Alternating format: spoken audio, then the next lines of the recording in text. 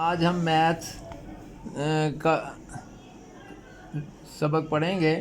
तो इसमें हमने आपको समझाना है numbers in figures and words.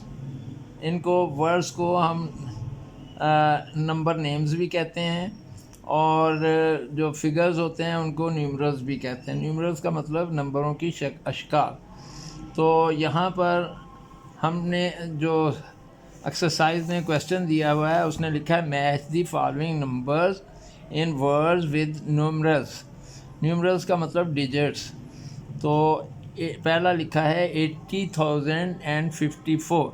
तो आपने 80 के शुरू में 8 आता है, तो इधर देखें 8 किसके शुरू में आता है, तो ये इसके शुरू में 8 आता है। तो इसको देखें वंस, टेंस, हंड्रेड्स, 1000, 10,000। तो ये 80,054, 80,054। तो 80,054 ये है, तो इसको इससे मिला दें। अब नेक्स्ट है 40,404। तो 40 के शुरू में 4 आता है, तो देखें कहाँ 4 है, तो ये 4 है। तो इसका भी ये पहला 40,000 है, ये 400 और ये 4 है। तो इसको इससे मिलाएंगे 70,722।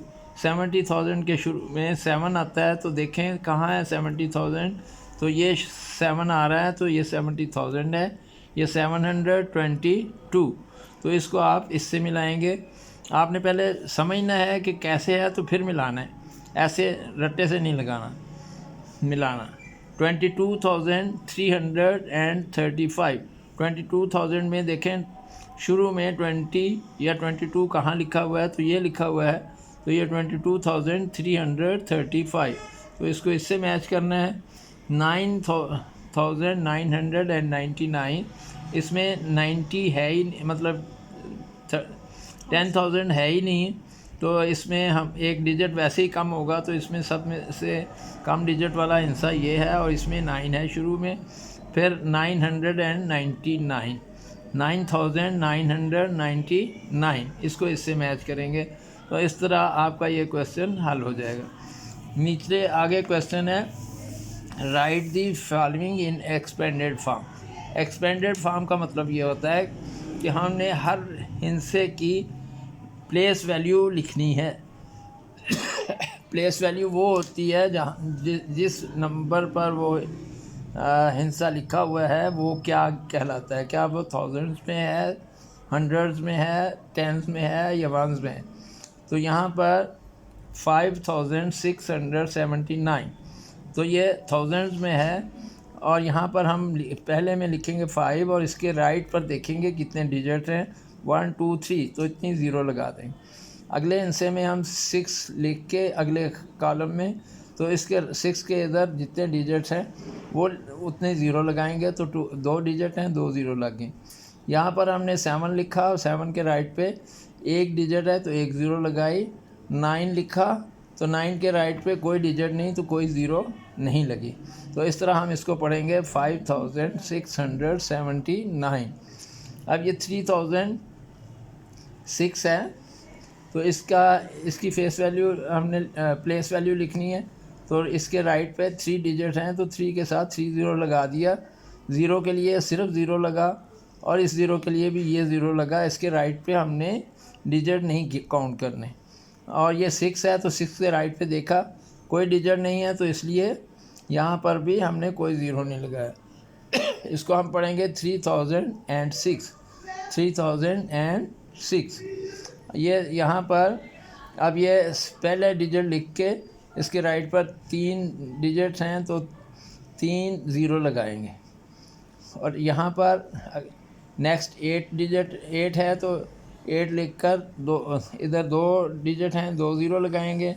यहाँ पर 9 लिखेंगे, 9 के इस तरफ एक डिजिट है, तो 1 ज़ीरो लगाएंगे।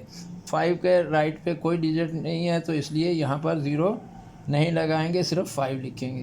तो इसको पढ़ेंगे 7,895। यहाँ पर पहला हिस्सा लिखकर इसके राइट पे देखेंगे 3 डिजिट हैं, 3 ज़ीरो लगा दिए। फिर अगले डिजिट लिख के उसके राइट पे कितने डिजिट हैं उतने ज़ीरो लगा दिए। फिर अगला हिस्सा लिख के 7 है तो उसके राइट पे एक डिजिट है तो एक ज़ीरो लगा दिया। 6 के राइट पे कोई डिजिट नहीं है तो कोई ज़ीरो नहीं लगा। इसको हम पढ़ेंगे 9876। यहाँ पर 5 है तो 5 लगा के तो इधर 3 डिजिट हैं तो 3 ज़ीरो लगा दिए। ये ज़ीरो है तो ज़ीरो लिखा गया, ये ज़ीरो है तो ज़ीरो ही लिखा गया, इसके साथ कोई और ज़ीरो नहीं लगाते। और ये 5 है, इसके राइट पे कोई डिजिट नहीं तो इसलिए यहाँ पर ज़ीरो नहीं लिखा गया। तो ये 5005 पढ़ा जाएगा, 5005 पढ़ा जाएगा।